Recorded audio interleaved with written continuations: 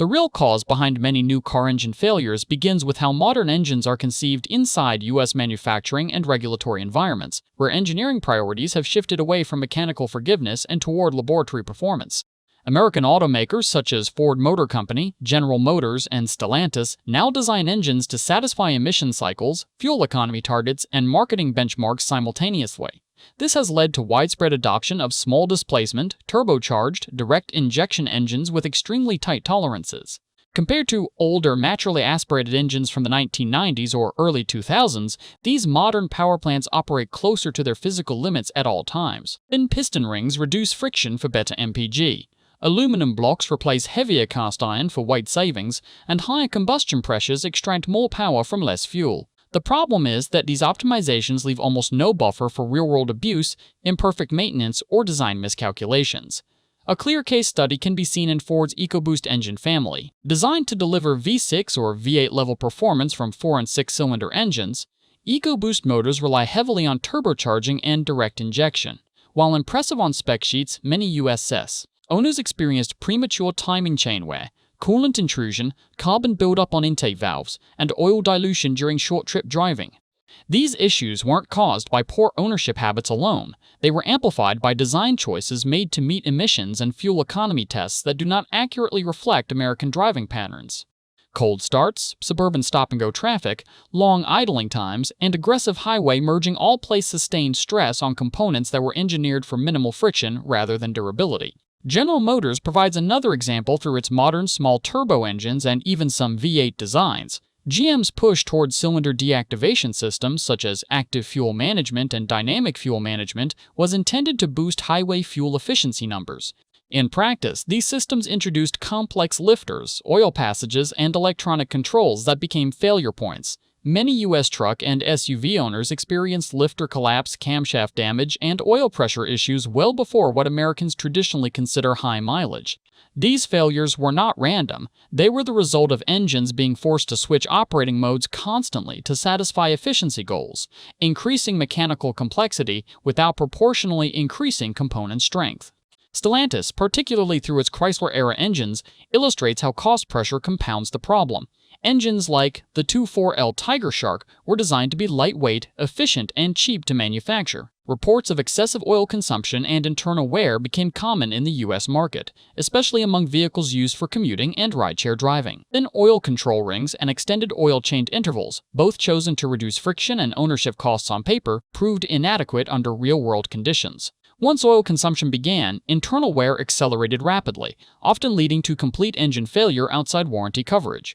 Even newer players such as Tesla demonstrate the same underlying philosophy, despite not using traditional internal combustion engines.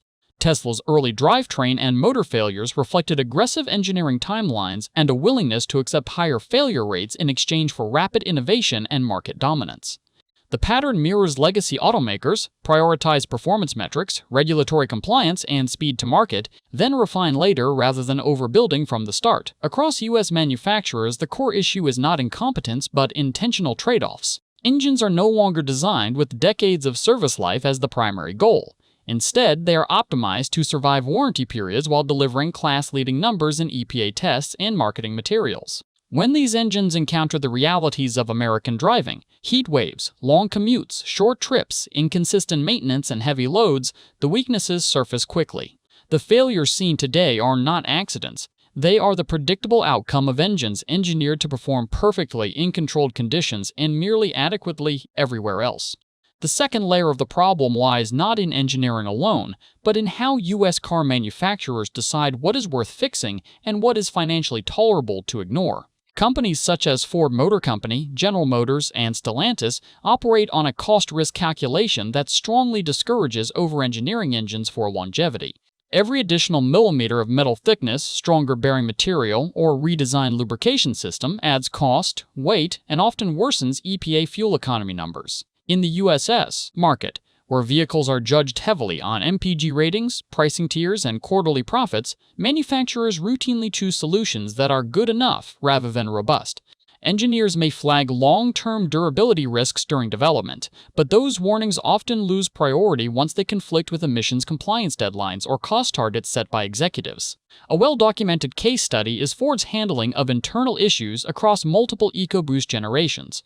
Rather than redesigning problematic engine blocks or cooling passages early on, Ford issued technical service bulletins, software updates, and revised maintenance recommendations. These actions reduced warranty claims without fundamentally correcting the underlying design compromises. Coolant intrusion problems, for example, were known internally years before major lawsuits emerged, yet a full redesign would have required halting production lines, retooling factories, and admitting fault publicly. From a corporate standpoint, it was cheaper to handle failures individually than to save the engine at its root. General Motors follows a similar pattern with its cylinder deactivation systems. When lifter failures became widespread in V8 trucks and SUVs, GM did not immediately abandon the technology. Instead, it quietly revised parts, changed oil specifications, and extended limited warranties for specific components. A complete rollback of the system would have meant sacrificing fuel economy scores and admitting that a core efficiency strategy was flawed. In internal calculations, a certain percentage of engine failures, especially those occurring after 60,000 to 80,000 miles, was deemed acceptable compared to the massive cost of redesigning engines already in millions of vehicles. Stellantis offers a more cost-driven example. During the Chrysler-era financial struggles, engines were often designed under extreme budget constraints. Problems like oil consumption in four-cylinder engines were addressed with software tweaks, revised oil change guidance, or partial settlements rather than full mechanical corrections. Saving those engines would have required stronger piston ring designs and tighter quality control, both of which conflicted with aggressive cost-cutting goals. Once the vehicles left warranty coverage, the financial burden shifted almost entirely to USS consumers, reducing the incentive for deep fixes. Even premium manufacturers operating in the USS, including Tesla, reveal the same mindset in a different form. Tesla has repeatedly accepted higher early failure rates in motors, battery packs, and suspension components to maintain rapid production growth. Instead of overbuilding components from the start, the company refines designs in later revisions, leaving early adopters to absorb the reliability risks. This philosophy mirrors legacy automakers: prioritize speed, innovation, and market share first, then deal with failures as a secondary issue. Ultimately, manufacturers do not save these engines because the financial structure of the USS. Auto industry rewards short-term success over long-term durability. Warranty limits act as a hard boundary for responsibility, and regulatory testing provides cover for designs that perform well on paper but poorly over time. Fixing engines properly would mean sacrificing profits, delaying launches, and acknowledging systemic flaws, choices that corporate leadership rarely makes unless forced by overwhelming legal or regulatory pressure. The final reason modern engines continue to fail is the growing disconnect between how U.S. manufacturers assume cars are used and how Americans actually drive and maintain them. Companies like Ford Motor Company, General Motors, and Stellantis design maintenance schedules around ideal conditions that rarely exist outside controlled testing environments. Extended oil change intervals of 7,500 to 10,000 miles, ultra-thin oils such as 0W20 or even 0WW16, and lifetime fluids are marketed to American buyers as low-maintenance benefits. In reality, these recommendations are often optimized to reduce advertised ownership costs and improve environmental metrics, not to protect engines operating under high thermal and mechanical stress. A common case study appears in direct injection turbo engines across the USS market.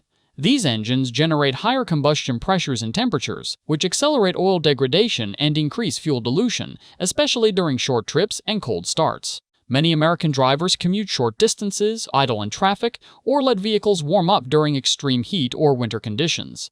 Under these circumstances, oil breaks down far faster than manufacturer schedules anticipate.